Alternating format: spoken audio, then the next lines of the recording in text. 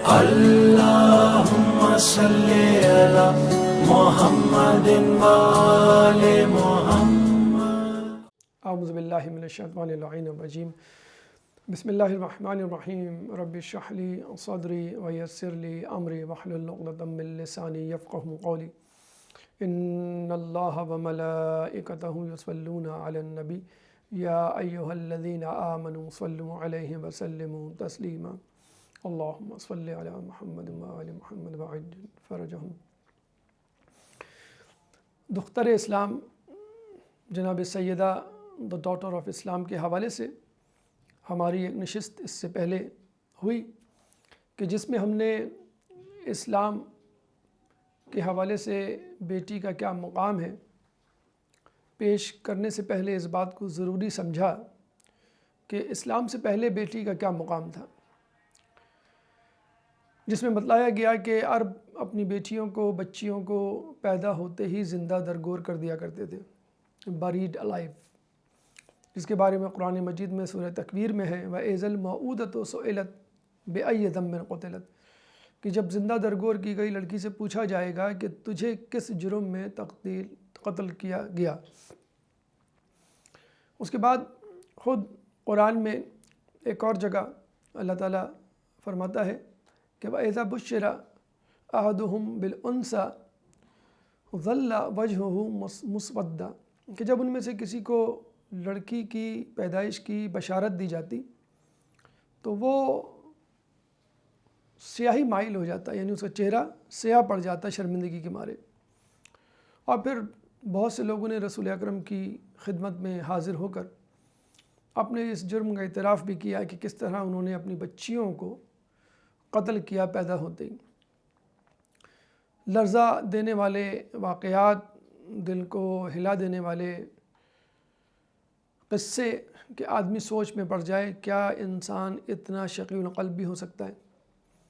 نہ بھی دفنانا ہوتا تو عورت کی حیثیت ایک جانور کی سی، ایک چیز کی سی ہوتی کہ جس کی کوئی اپنی مرضی نہ ہوتی، نہ مرضی کا کھانا، نہ مرضی کا سونا، نہ مرضی کا رہنا، کہ جس کے بارے میں امام خمینی نے کہا کہ اسلام نے عورت کو شیعیت سے نکال کر شخصیت میں تبدیل کر دیا، اس کو ماں بنایا، اس کو بیٹی بنایا، اس کو بیوی بنایا، اور پھر الگ الگ ان کے درجات اور ثواب اس کو دیے. چنانچہ ہم دیکھتے ہیں کہ رسول اللہ اپنی اکلوتی بیٹی کی پیدائش پر خوش ہوتے ہیں تو وہاں پر دیگر افراد جو آپ کے آس پاس بیٹھے ہوتے ہیں وہ سوچ میں پڑ جاتے ہیں، غمگین ہو جاتے ہیں. تو رسول ان کی اداسی کو دیکھ کر بھانپ لیتے ہیں کہ اب تک جاہلیت کے اثرات باقی ہیں.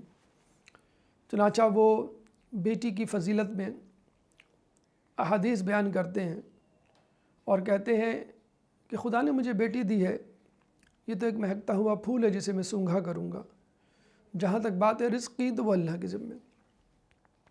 پھر یہ بھی فرمایا کہ جب تم گھر سے نکلو اور واپس پلٹو کوئی تحفہ تحائف کوئی پھل لے کر، تو سب سے پہلے اپنی بیٹی کو دو، پھر بیٹوں کو دو.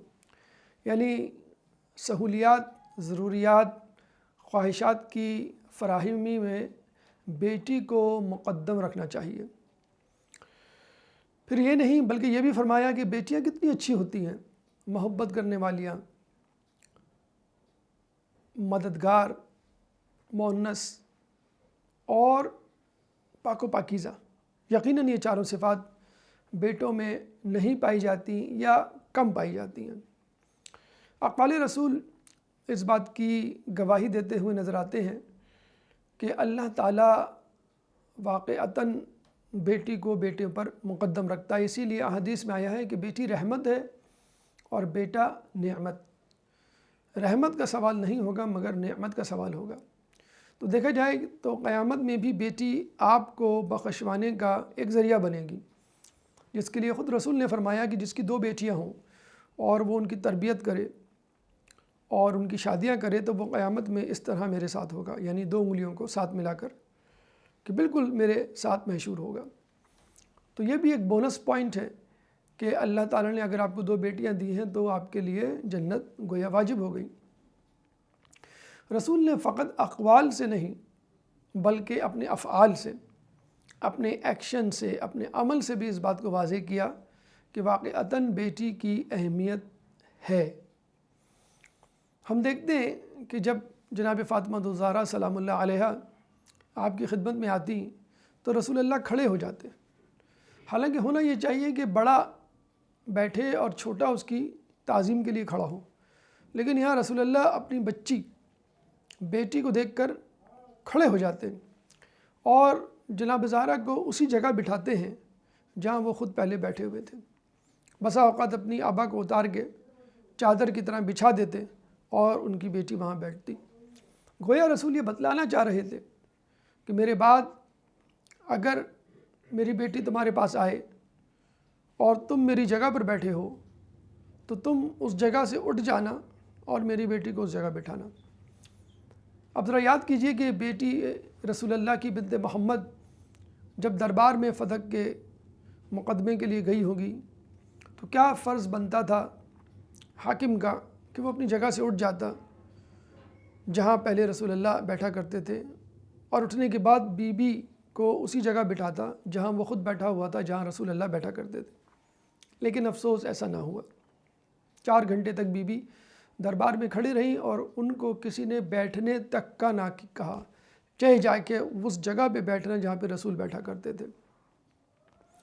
پھر ہم دیکھتے ہیں رسول اللہ سے ملنے کے لیے جب بی بی آتی تو رسول اللہ آپ کی پیشانی کا بوسہ لیتے اور آپ کو گلے لگاتے، معانقہ کرتے، اور یہی کچھ بی بی کرتی۔ جب رسول اللہ ان سے ملنے کے لیے جاتے تو بی بی آپ کی پیشانی کا بوسہ لیتی اور آپ کو گلے لگاتی۔ کچھ ازواج نے اس پہ اعتراض بھی کیا، اب فاطمہ بڑی ہو چکی ہے، شادی شدہ ہو چکی ہے، آپ ابھی بھی بچیوں کی طرح اس کو گلے لگاتے ہیں۔ تو رسول نے فرمایا میں کیوں فاطمہ کو گلے نہ لگاؤں، کہ فاطمہ تو ایک جنت کا پھول ہے جس کے اندر سے مجھے جنت کے میووں کی خوشبو آتی ہے۔ اور حقیقتاً جناب زہرا کی پیدائش کے حوالے سے ہمیں ملتا ہے کہ ایک سیب تھا جو رسول اللہ کو ضیافت میں شب معراج میں دیا گیا، یعنی the whole dinner was consisting of just an apple، ایک سیب جس کو آپ نے تناول فرمایا، جس سے نور فاطمہ آپ کے صلب میں منتقل ہوا، پھر مادر گرامی خدیجۃ الکبریٰ سلام اللہ علیہا کے بطن مبارک میں، اور پھر یہ نور وجود میں آیا جس میں خاکی کے پیرہن میں۔ اور پھر ہم یہ بھی دیکھتے ہیں کہ رسول اللہ جب جناب سیدہ کے گھر آتے اور دیکھتے کہ بہت سارے کام ہیں، ابھی بھی سیدہ ان کاموں کو انجام دے رہی ہیں، کوئی معاون و مددگار ان کے ساتھ نہیں ہے، تو خود رسول ان کے ساتھ جت جاتے اور ان کے کام میں ہاتھ بٹاتے۔ اور ایک دفعہ تو جب خود رسول اللہ یہ کریں تو جناب علی کیوں پیچھے رہیں؟ ایک دفعہ خود رسول اللہ گھر میں داخل ہوتے ہیں تو دیکھتے ہیں مولا علی دال چن رہے ہیں، کہاں مولا علی کے ہاتھ میں ذوالفقار اور کہاں مولا علی کے ہاتھ میں دال کے جس کو وہ صاف کر رہے ہیں۔ رسول اللہ نے ہمارے یہاں ہمارا معاشرہ، ہمارا سیٹ اپ اس طرح کا ہے، اگر کوئی مرد گھر کے کام کرے تو لوگ اس کو دیکھ کر مذاق اڑاتے ہیں، لطیفے بناتے ہیں۔ رسول اللہ نے دیکھ کے کہا کہ اے علی تم کو معلوم ہے جو کام تم کر رہے ہو اس کا کیا اجر ہے؟ پھر رسول نے فرمایا کہ اس کا اجر حج و عمرے سے زیادہ ہے، اور جو مرد اپنی زوجہ کے کاموں میں ہاتھ بٹاتا ہے اللہ تعالیٰ اس کے بدن میں موجود ہر بال کے عوض 1 سال کی عبادت کا ثواب لکھتا ہے، جس میں ہر رات اس نے شب بیداری کی ہو عبادت کرتے ہوئے، اور ہر دن اس نے اس طرح گزارا ہو کہ جیسے اس کا روزہ ہو، یعنی روزانہ روزہ رکھنے کا ثواب اور روزانہ شب بیداری عبادت کرنے کا ثواب رات بھر۔ چنانچہ رسول اللہ اپنی بیٹی کی تعظیم کے لیے نہ صرف قولاً شہادت دیتے ہوئے نظر آتے ہیں بلکہ عملاً پروف کرتے ہیں، اور نہ صرف تعظیم و احترام تک اس کو محدود رکھتے ہیں بلکہ پریکٹیکلی عملاً بی بی کا ساتھ دیتے ہیں، مولا علی بھی ساتھ دیتے ہیں، بلکہ اصحاب رسول کو بھی جب پتہ چلتا ہے کہ بی بی کو کسی چیز کی ضرورت ہے تو وہ بھی بی بی کے گھر کی طرف دوڑتے ہیں اور ملازموں کی طرح، خادموں کی طرح کام کرتے ہیں، کبھی سلیمان فارسی، کبھی مقداد بن اسود، کبھی عمار یاسر۔ اور کیوں نہ کریں کہ جس بی بی کے گھر کے کام میں فرشتے فخر محسوس کرتے تھے۔ ایک دفعہ ملتا ہے کہ بی بی چکی چلاتے چلاتے سو گئیں۔ جب رسول اللہ مولا علی آئے تو دیکھا چکی بدستور چل رہی ہے، تو آپ نے کہا کہ فاطمہ چکی چلاتے چلاتے سو گئی تھک کے، چنانچہ اللہ نے جبرائیل کو بھیجا، اب وہ چکی چلا رہے ہیں۔ تو گھر کے کاموں میں اصحاب رسول، مولا علی، خود رسول اللہ پیش پیش رہتے تھے۔ یہ تھی عزت و تکریم بیٹی کی، بیوی کی، ایک عورت کی، جو عرب معاشرے نے پہلی مرتبہ اپنے آنکھوں سے دیکھی۔ یعنی وہ عورت جو حیوانوں کی طرح ٹریٹ کی جاتی تھی، اس سے سلوک کیا جاتا تھا، ایک آبجیکٹ، ایک چیز سمجھا جاتا تھا، ایک درخت جیسی اس کی مثال تھی، کوئی اس کی مرضی، رضا و رغبت، خواہش، تمنا، کسی چیز کی کوئی اہمیت نہ تھی۔ خود اللہ تعالیٰ فکر مند رہتا کہ کسی طرح بیوی کو خوش رکھا جائے۔ وَلَسَوْفَ يُعْطِيكَ رَبُّكَ فَتَرْضَىٰ، کہ رسول ہم تم کو اتنا دیں گے کہ تم خوش ہو جاؤ گے۔ ایک تفسیر کے مطابق اس سے مراد جناب سیدہ سلام اللہ علیہا کی ذات مقدسہ ہے، واقعی جس کو دیکھ کے بھی رسول اللہ خوش ہو جایا کرتے تھے۔ کہتے تھے کہ جب رسول اللہ کا غصہ آتا، رسول اللہ اداس ہوتے، تو لوگ کسی طرح کوشش کرتے کہ بی بی سیدہ کو ان کے سامنے لایا جائے۔ جب وہ بی بی کو دیکھتے، اپنی بیٹی کو دیکھتے، تو مسکرا دیا کرتے تھے۔ تو یہ تھی وہ تصویر جو اسلام نے پیش کی عرب کے جاہلانہ، مشرک، فرسودہ، دقیانوسی معاشرے کے سامنے، کہ دیکھو عورت یا بیٹی یہ ہوتی ہے، اس کا احترام، اس کی تعظیم اس طرح ہوتی ہے۔ گھر کے کاموں میں اس کی مدد کرنا کوئی اہانت نہیں، بلکہ تمہارے لیے اکرام ہے اور تمہارے لیے ثواب کا ذریعہ ہے۔ ہمیں ملتا ہے ایک دفعہ یہودیوں نے پروگرام بنایا کہ کسی طرح رسول اور ان کی بیٹی کی اہانت کی جائے۔ اس زمانے میں آپ انتہائی قسمہ پرسی تو ویسے ہی دن گزارتے رہتے تھے، اور مرتے دم تک اہل بیت نے ایسے ہی دن گزارے کہ پہننے کو ڈھنگ کے کپڑے نہیں، کھانے کو روٹی نہیں، کئی کئی دن گزر جاتے۔ تو یہودی اس زمانے میں متمول تھے، مدینے میں کاروبار کیا کرتے تھے۔ انہوں نے پروگرام بنایا کہ ہم ایسی دعوت کرتے ہیں جس میں رسول اور رسول کی بیٹی کو بلاتے ہیں۔ رسول کی بیٹی عام سے کپڑوں میں ہوں گے تو ان کی اہانت ہوگی، خصوصی طور پہ بی بی سیدہ سلام اللہ علیہا کی نعوذ باللہ من ذالک تذلیل مقصود تھی۔ اور ہماری بچیاں، ہماری لڑکیاں، ہماری خواتین زرق برق لباس میں ہوں گی۔ کہتے ہیں اللہ تعالیٰ نے جنت سے ایک لباس بھیجا بی بی کے لیے، اور وہ لباس فقط اس دعوت کے لیے وہ پہن کے گئی، اور تمام خواتین یہود شش در رہ گئیں۔ کہاں جنت کا لباس، کہاں عام دنیاوی لباس۔ پھر ہم دیکھتے ہیں کہ گھر میں کچھ کھانے کو نہیں ہوتا۔ مولا علی پوچھتے ہیں کچھ کھانے کو ہے؟ تو بی بی نے کہا نہیں، 3 دن سے ہمارے پاس کچھ نہیں۔ تو مولا علی نے کہا کہ تم نے مجھے کیوں نہ بتلایا؟ تو آپ نے کہا کہ مجھے رسول اللہ نے سختی سے منع کیا تھا کہ دیکھو علی سے کوئی ایسی فرمائش نہ کرنا جس کو وہ پوری نہ کر سکے اور شرمندہ ہو۔ ہمارے یہاں ہماری گھر کی خواتین، بیگمات اپنے شوہر سے کھانا پینا تو بہت دور کی بات، کتنی بڑی بڑی خواہشات کا اظہار کرتی ہیں، اور مرد بیچارہ چاروں ناچار باہر نکل کر حلال و حرام ایک کر کے کسی طرح اس خواہش کو، ضرورت کو پورا کرتا ہے، اور وہاں بی بی کھانے کے لیے بھی مولا کو تکلیف نہیں دیتی۔ تو مولا باہر جاتے ہیں، 1 درہم کسی سے قرض لیتے ہیں، واپسی میں مقداد بن اسود سے سامنا ہوتا ہے۔ مقداد بن اسود کے بارے میں پتہ چلتا ہے وہ خود فقر و فاقہ کا شکار ہیں۔ اب وہ درہم مقداد بن اسود کو دے دیتے اور گھر خالی ہاتھ آتے ہیں، بہت شرمندہ، بہت پریشان کہ بی بی نے مجھے بھیجا تھا اور میں ان کے لیے کھانے کا انتظام کرنے گیا تھا، اب کیا ہوگا؟ اب دوبارہ بھوک سے بھرپور دن گزارنا پڑے گا، بھوکا سونا پڑے گا۔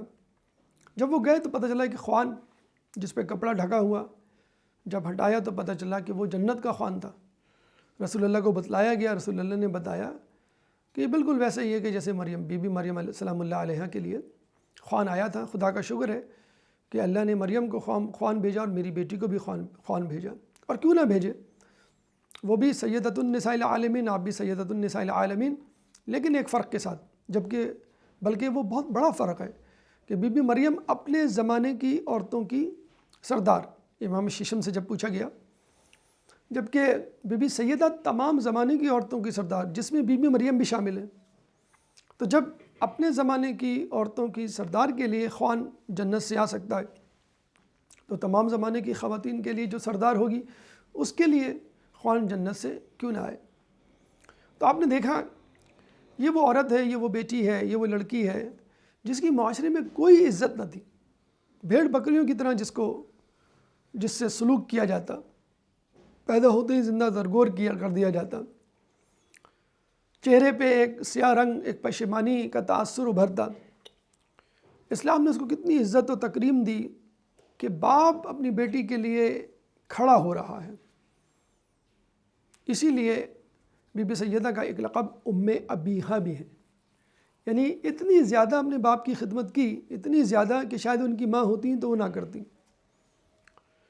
پھر مولا علی، پھر اصحاب، ملائکہ، خود خدا بی بی کی دلجوئی کے لیے، بی بی کی غم گساری کے لیے، بی بی کے دل کو بہلانے کے لیے، بی بی کی خواہشات، ضروریات کو پورا کرنے کے لیے، ان کو خوش رکھنے کے لیے مصروف عمل ہمیں نظر آتے ہیں.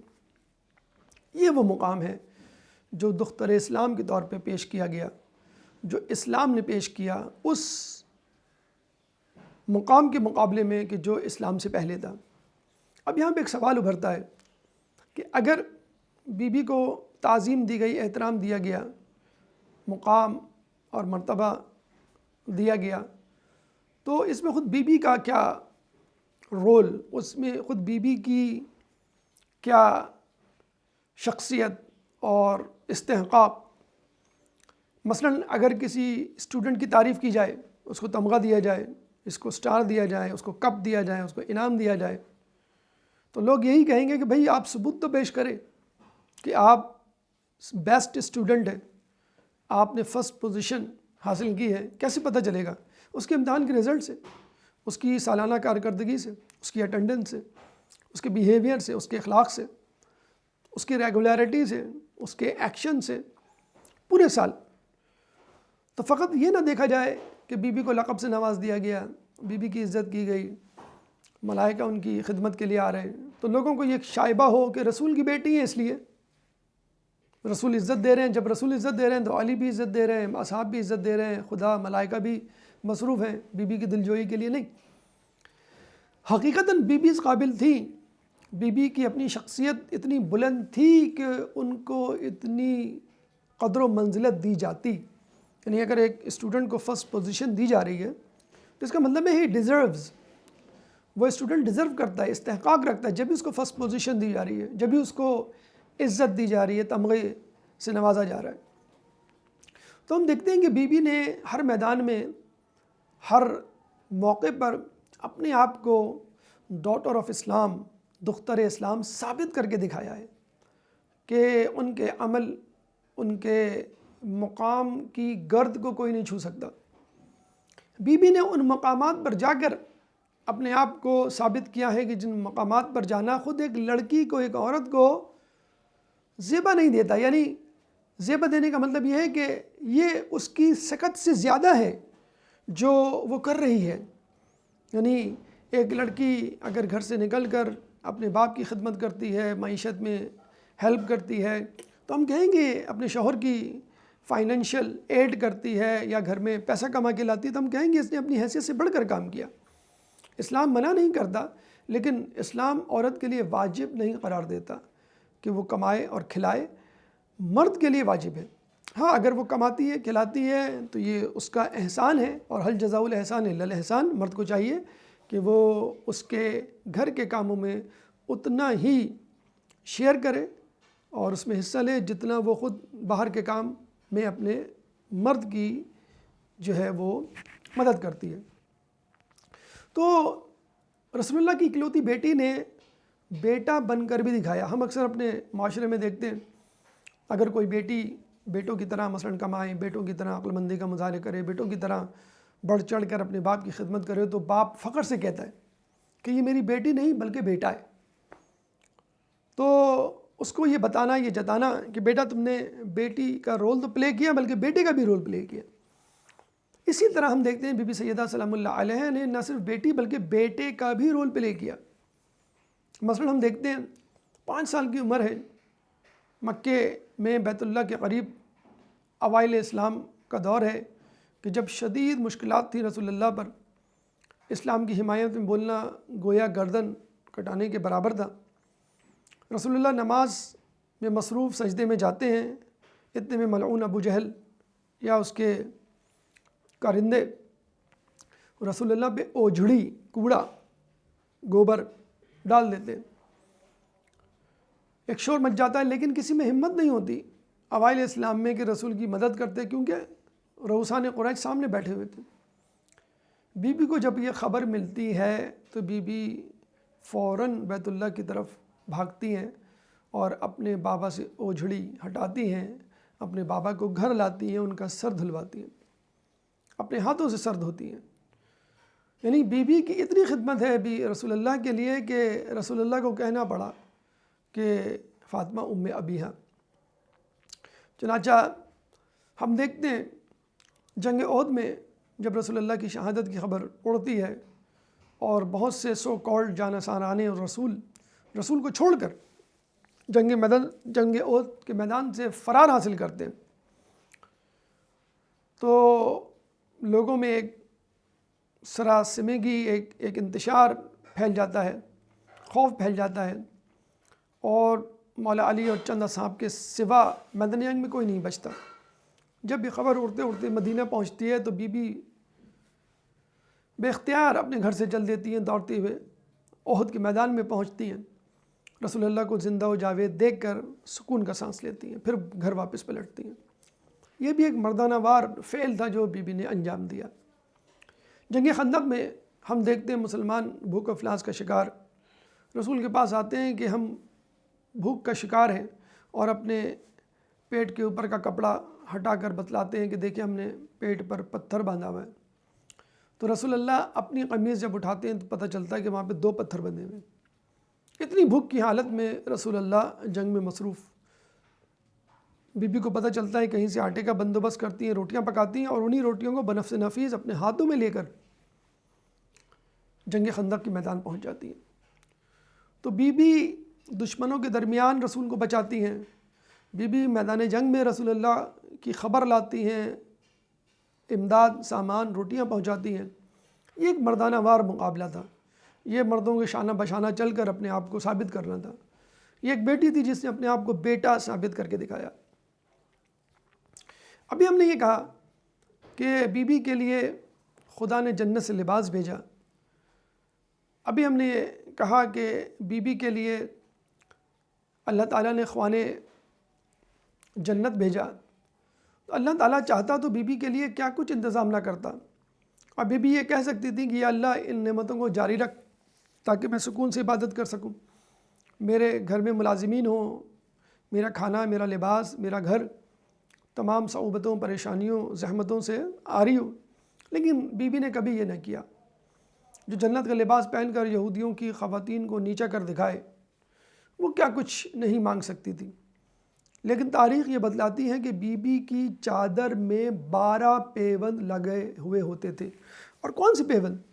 کپڑے کے پیوند نہیں، کھجور کے درخت کے پتوں کے پیوند، 12 پیوند۔